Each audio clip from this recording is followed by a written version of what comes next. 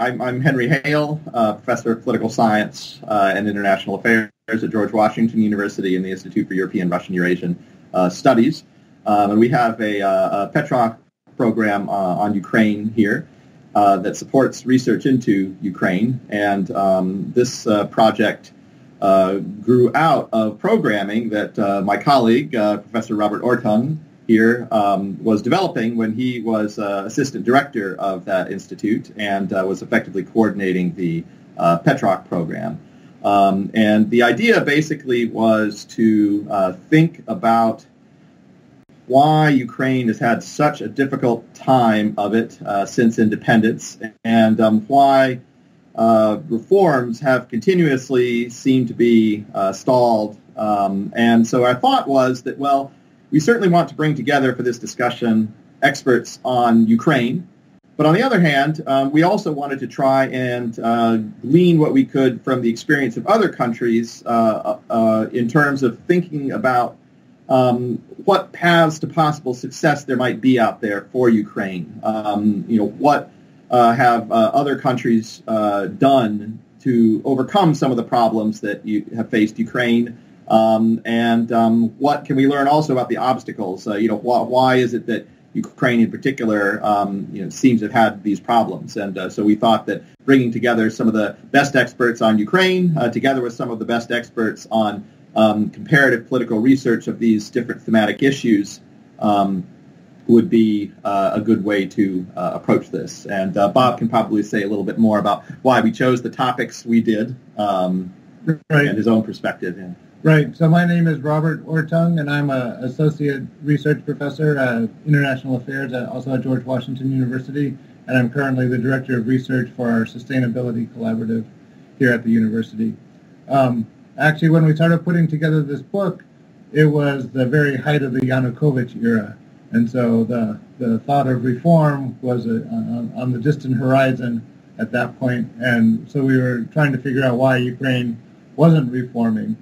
And we had our first conference in Washington, then we had a second conference in Kyiv, and it turned out to be right in December 2013, so right at the height of the Euromaidan revolution. So we were there during the day talking about our theoretical chapters, and then in the evening we go down to the square and see the revolution in process. So that was quite an exciting time, and it was stimulating for our own thinking about how to move forward. And we had a lot of input from the Ukrainians themselves, the political politicians, the activists who dropped by our conference and told us what was going on, and so that we would have input from people who are actually involved in the actual process.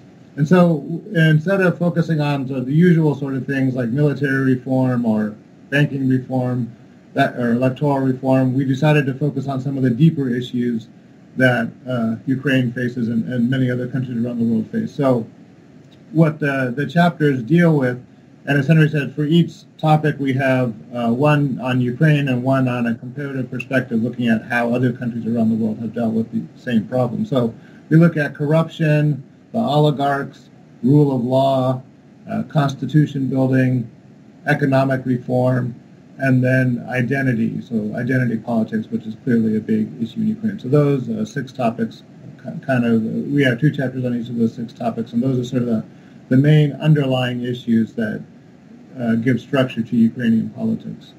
Well, we didn't plan it that way. Yeah. In fact, when we were putting it all together, we had no idea that these events would be taking place at the same time as our conference, and in fact, it turned out to be a good thing because many more of the professors wanted to come, once they saw what was going on the Maidan.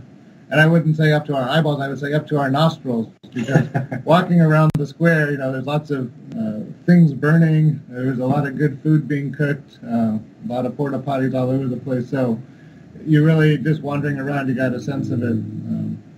Also seeing the barricades on the street. So it was kind of a bizarre time. There's half getting ready for the fight, which obviously came in February, but half was sort of a party celebration and, a very joyous atmosphere. People talking about what they want their country to look like in the future. Well, I think it's essential to being a good teacher to both have some exposure to the real world that you're studying. So in this case, Ukraine, but also the world of ideas, where you're trying to hash through different ways of understanding what you're seeing. And so I think this was a perfect instance of that, just because we were able to get people there. I mean, even before we knew that there was going to be any protest activity at all, we had planned this primarily just to get direct input from people on the ground in Ukraine. That was the idea. And it turned out to be much more productive than we had expected because of the events. And so it was actually a very interesting exercise. The workshop that Bob mentioned, like I say, we had experts from Ukraine and participants in the event sometimes coming to us during the day or in the evening to talk about it. So they were actually interested in our perspective as well as outside observers, just as we were extremely interested in hearing their points of view about what was going on and their reactions to our more or less abstract ideas. So I think it wound up being a really fertile exchange that greatly contributed to the project. I think it certainly wouldn't have been what it is now without that experience. But I think there are certain priority themes that emerge. And so I don't know what you would say, but certainly corruption, one of the themes that Bob mentions, and the potential influence of the international community. I think those come out as particularly fundamental issues. Right. And obviously writing the Constitution, which is also one of the sections, that's sort of key too, like shaping the whole political system. But in the case of Ukraine, it does seem to be that corruption is the key issue, and that's one that hasn't really been dealt with so far. The questions of oligarchy and corruption are a lot of what the Euromaidan was about, in the context of the EU relationship. But very little, unfortunately, has been done to address those two problems in particular. Yeah, I was just going to say, I think, because the problem is if you have pervasive corruption in society where it's so entrenched, and it's entrenched not because people like it or support it, but just because they think this is the way things normally get done, because they don't expect much more from their politicians. It just becomes so hard to do anything else, and to, certainly to establish a rule of law, which is really sort of the foundation for any working democracy, at least some foundation of the rule of law. And when corruption is pervasive, it's extremely hard to do. So things like the Constitution can shape how people interact in that kind of corrupt environment, but you really have to tackle the root corruption itself before you can really achieve the kinds of reforms that I think Ukrainians really want, which would kind of bring them into the, up to the standards that we associate with the developed Western countries, including the United States and Canada. Well, the problem in Ukraine, of course, is that the president himself is an oligarch. The politicians do not have an interest in getting rid of the corrupt system because they benefit from it directly. So it's not really up to them, and you can't expect them to do much, although obviously it'd be good if they did. But I think fighting corruption is going to be a bottom-up process, and that's where the strength of Ukrainian civil society comes in. I mean, we've seen a lot of groups getting mobilized to try and fight against corruption, and so I think while the politicians are not going to be the ones taking the lead in this battle, it's going to have to come from these other groups. And so to the extent that the politicians can let those groups operate freely, encourage more freedom of the press, which is another problem that's been cropping up lately, that the presidential administration has been trying to crack down on criticism of the president. Those things are what's really blocking change in Ukraine. And so I think the citizens have a clear picture of what kind of society they want, and they're working to build the kind of organizations and institutions that would make corruption less prevalent in Ukraine. So that's where the answer is going to come from. So I think our advice to the politicians would be try and get out of the way as much as possible, or do as little damage as possible. But obviously the politicians, whether you're talking about Ukraine or any other country, we see it now increasingly in the U.S., they're going to have an interest in keeping things opaque and doing their business deals while using the power of the state to benefit their own pocketbook. So that's almost unavoidable. And so the only thing that can counter that is outside pressure. Yeah, that's a good question. I think on one hand, I mean, there's just a lot that was surprising in the course of events that we were encountering, right? I mean, because we certainly hadn't anticipated the potential for the Euromaidan, and so then that took place, and so that seemed to be that right before our eyes. At first, the kinds of reforms that we were talking about were happening. The new authorities came to power, but then since that time, I think it's also been surprising, perhaps disappointing, that the ideals that people were fighting for have not been realized fully, and that there's been so much pushback, or I guess it's not so much pushback, but maybe subtle subterfuge, elites, different politicians undermining reform efforts or not following through on them for the reasons that Bob said. So I think we've gone through these sort of cycles of what we expected to see. First we expected just to see kind of continuation of non-reform, and that would be what we'd study. Then we thought, well, okay, look, now it looks like all these reforms are happening. Our book is going to be implemented by policymakers before it's all done. Unfortunately, that didn't happen either. And so now we're back to kind of a situation where Ukraine is kind of pushing forward in certain areas maybe, but still on the whole just muddling through. And certainly not making the kind of progress that we had expected. So I think just in terms of the big events and where Ukraine has gone, like all of those things were at least surprising to me. I don't know what you would say. Yeah. Well, just add some details to that. When we were there during the revolution itself, in the early part of the revolution, we all kind of went around the table and voted, what's going to be the outcome of these events on the Maidan. And pretty much everyone said, Yanukovych is just going to let the steam out, and then he's going to continue being president. This isn't really going to threaten his power that much. And so that obviously turned out to be dramatically wrong. But then as Henry pointed out, after the revolution, not much really changed either. I mean, we have some change, and it's very slow, but it's not nearly as much as people had hoped for during the revolutionary time. So, yeah, it just keeps being one surprise after another in a sense, although if you look at it from the bigger picture and you consult the good book of Ecclesiastes, you know that there's nothing new under the sun. And so, it's not surprising that we see what we see. But, hope springs eternal, and Ukraine always gives you reason for hope, in contrast to some of the countries around it. But it doesn't always get realized. I guess I would say that I think the Constitution has been a reasonable success so far, in the sense that they've stuck with the current structure, which has I would describe it as having a system tailored to Ukraine of checks and balances.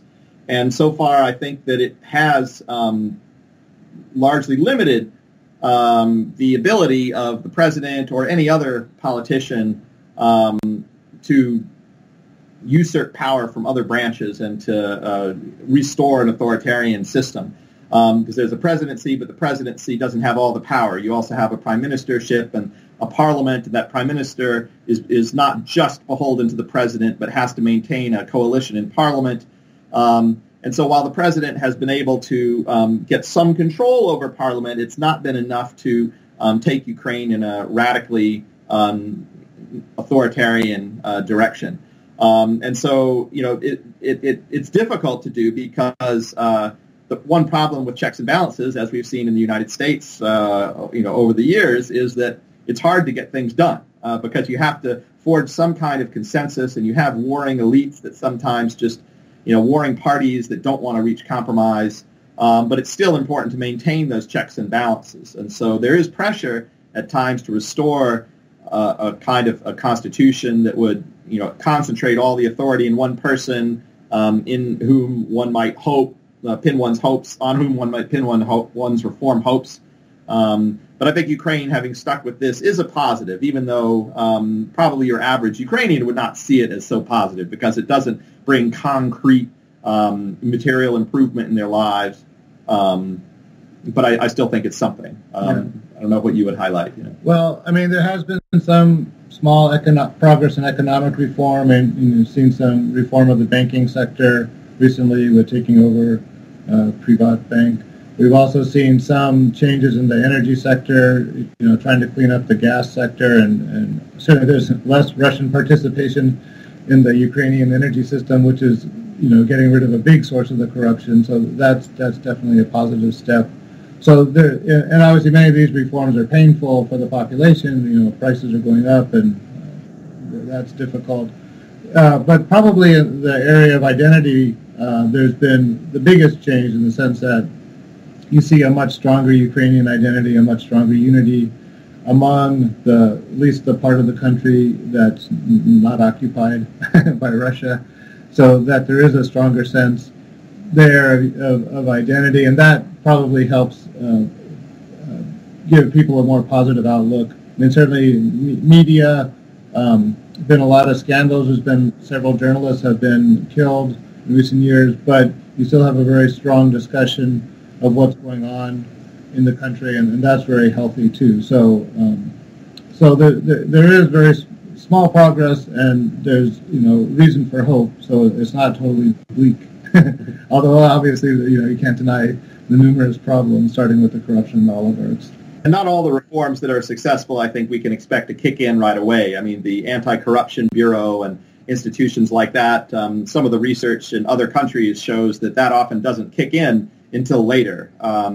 Maybe the politicians that create it don't take full advantage of it or are able to insulate themselves from it. But sometimes you have a situation change a few years down the road, and suddenly this body can take on much more power to clean up government than it used to. So there are some institutions like that have been created that maybe aren't really working as powerfully as they should now, but have the potential several years down the road to have a big impact. Yeah, I mean, I think that you can never rule something like that out. One thing that Ukrainians have proven to themselves over the last 15 years is that popular mobilization can make a difference. And like Bob said, it's really the pressure from below that has the best chance of pushing reform forward in Ukraine. So I think to the extent that the government is not doing it, there is a chance for a new mobilization. But on the other hand, I think what's different is that now you have a much more open and competitive political environment than you did under Yanukovych. And so under Yanukovych, really, you couldn't count on any kind of free and fair elections. And it was clear that the next elections were going to be manipulated against any opposition force. And so that made the idea of mass mobilization and revolution much more attractive. Whereas now, there is the opportunity to fight using electoral means. The elections aren't perfect. They're not completely clean. They're not free of media manipulation. But they're real elections. It's real political competition. People have a real opportunity to express their political views. In some local governments, we've seen reformist parties come to power. And so we haven't yet seen what they can do. But I think all of this makes elections a much more attractive channel for this kind of opposition mobilization than mass street protests. And so my guess is that my hope would be that the competition winds up taking place and opposition gets expressed more through elections than through street protests, which, as we've seen, can lead to various kinds of tragedies. So they're far from ideal. Elections are a much better way for political disputes to be settled. Right, and actually, what's interesting is that there's now a bigger space between just voting and going out on the street and protesting. So Saakashvili and many of the Georgians and a lot of the Ukrainian reformers are advocating just greater political participation in the process, holding your elected officials accountable, joining clubs. So, for example, we saw these e-declarations, which, many of the ministers and other public officials, made clear how much money they're making. And so that opens the door for groups in Ukraine to go through and study all these declarations and find out where the corruption actually is. And then to put pressure on the Anti-Corruption Bureau to try and prosecute some of these people. So they're creating focal points where there's information becoming available. People can use that information to press for specific kinds of change that don't necessarily mean coming out on the street. So they are creating a whole set of processes that could bring people into the political system and make it more accountable over time, and then kind of clean it up that way. So that's hopeful. I mean, well, if you just talk about the revolution itself, it seems to me the biggest debate that we had that I remember was with a colleague who thought that it didn't make sense to go out on the street to demand this kind of revolutionary change, that it would have been better to let Yanukovych serve out his term and remove him, through the electoral system. I think the elections would have been in 2015, so it would have been a couple years down the road. So there was a lot of debate, sort of using Ukraine as an example of whether or not it's good to mobilize this kind of unconstitutional power against the elected. He had been elected, legitimately in 2010, and so that was a huge debate. But now I think as Trump's coming into office, and as he has signaled quite clearly that he wants to have a much closer relationship with Putin, and perhaps he's willing to remove the sanctions on Russia and that sort of thing.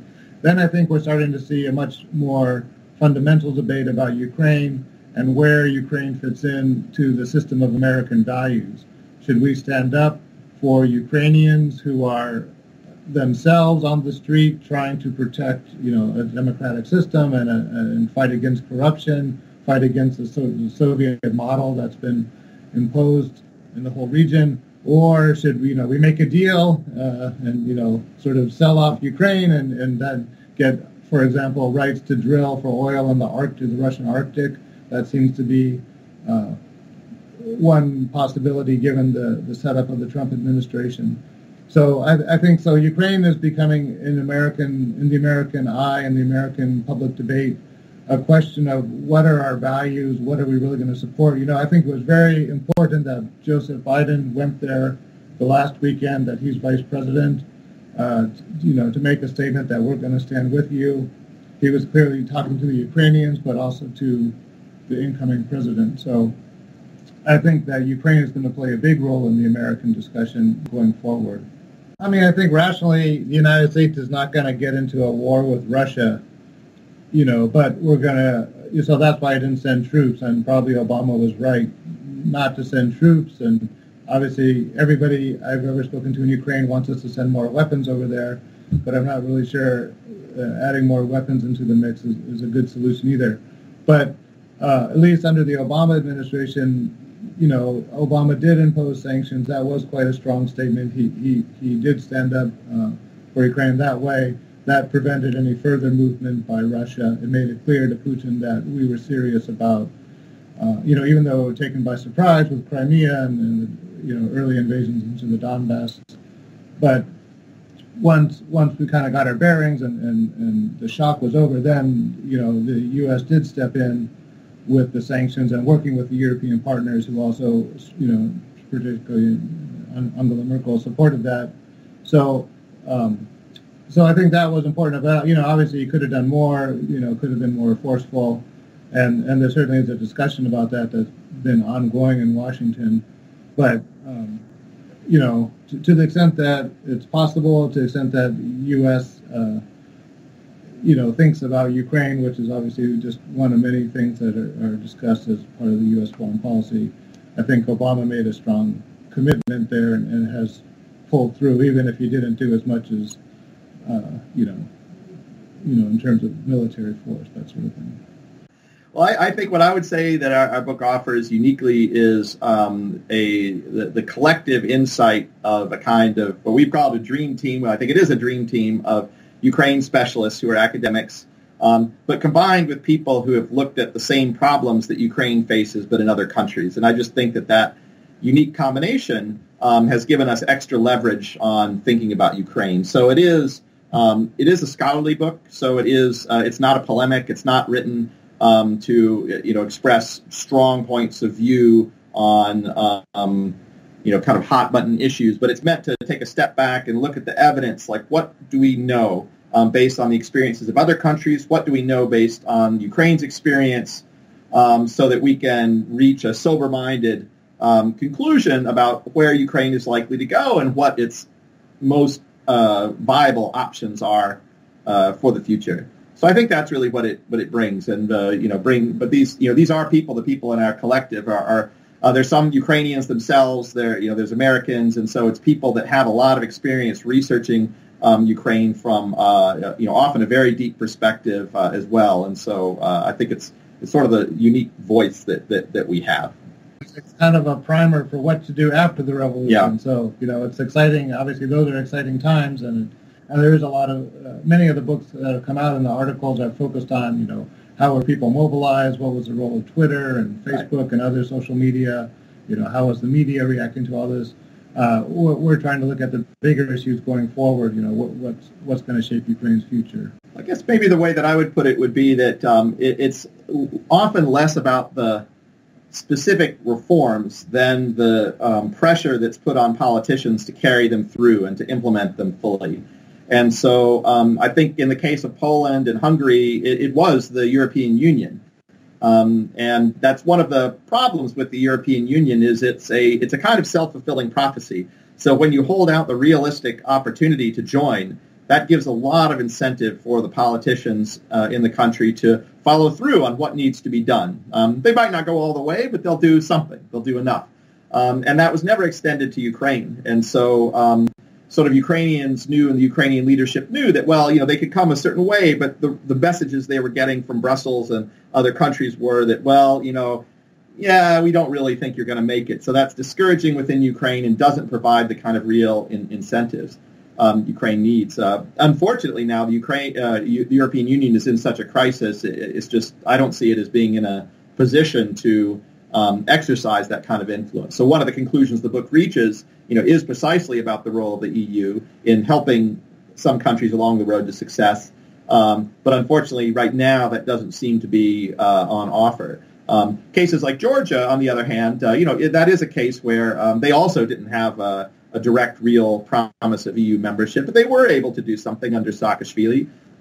There were a lot of problems under his presidency, but there were reforms that he was able to do by, establishing transparency, completely reconstituting certain agencies and police forces, removing certain bureaucratic restrictions that dramatically lowered certain kinds of corruption. So traffic police now are famously not corrupt, which if you knew Georgia from just a few years beforehand would have been amazing. It would have been mind-blowing that this was possible.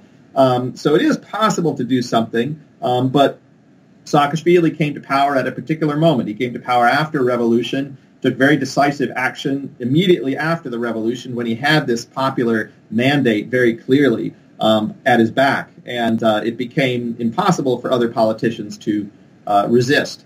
And so I think like that's sort of where I think, why some countries have succeeded. But beyond those cases, I don't see a whole lot of success, unfortunately, in the, outside the European Union countries or the countries that have real prospects. In the former Soviet countries, there's just not a very good record for reform, unfortunately.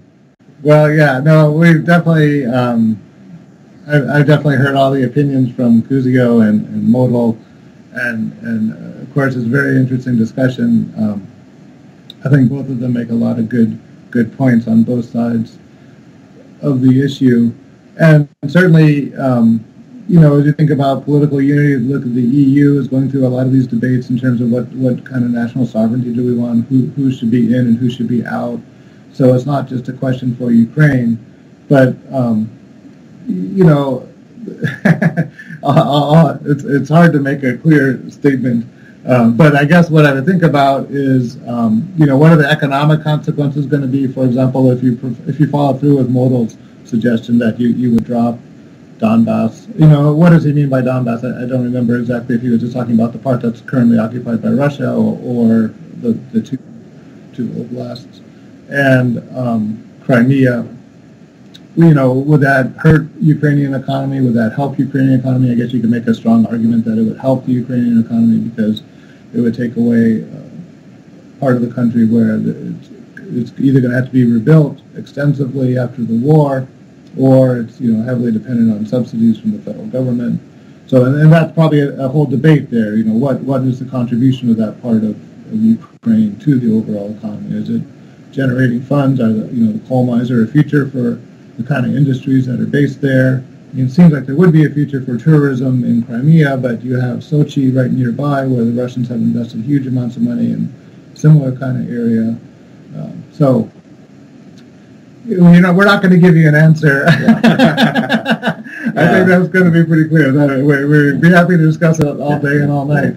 But I don't know. I guess at the end of the day, I would basically say you can't really just let somebody come and grab a piece of your country and solve it that way. I mean, maybe there could be some negotiations with Russia. I guess eventually there's going to have to be of some sort. But that Ukraine's going to have to restore its sovereignty. I guess that's where I would come down. Yeah, I agree. It's a hard problem, and ultimately it has to be up to the Ukrainian people to decide what they want to prioritize.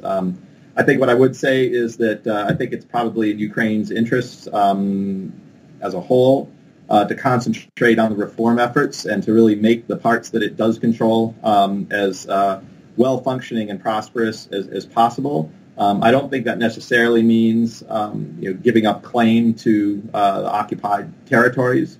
There is the thorny issue of Russia that is going to try to undermine that effort by stirring up trouble. But I'm not sure that you have to accommodate to Russia's interests in order to focus on reform at home. I think there's a lot more that the Ukrainian leadership could do now to be rooting out corruption in its ranks and promoting investment in other parts of the country where Russia just doesn't have the opportunity to interfere with the same potency. And I think that in the longer run, that would just serve Ukraine much better than really prioritizing the territorial struggle to the extent that it would undermine other reform efforts, because I think that pure military battle is going to be very hard to win against Russia. But Ukraine has a lot of advantages that would potentially work for it, including geography and certain historical elements that if it were to be able to reform and to create prosperity in the areas it controls, I mean, that would have a certain gravitational pull later on that, could even influence Russia. Again, it's a thorny issue. So I know it doesn't not everything boils down to a simple answer, but that would be how I would think about it anyway. Well, we have been talking with people about the pod. There is some interest in a Ukrainian translation. We've been approached by a couple different people. Partly it's an issue of funding, finding out who would finance this. And also, if we did that, we want to find the right person to edit the Ukrainian version, because obviously that's something neither of us are native Ukrainian speakers that we could really do. But it is something we're talking about, and we do hope to do something like that. And I think at that point, then would be when it would make the most sense to have a launch of that version of the book. Yeah, but thank you so much for the interview and thinking of us and thinking of the book.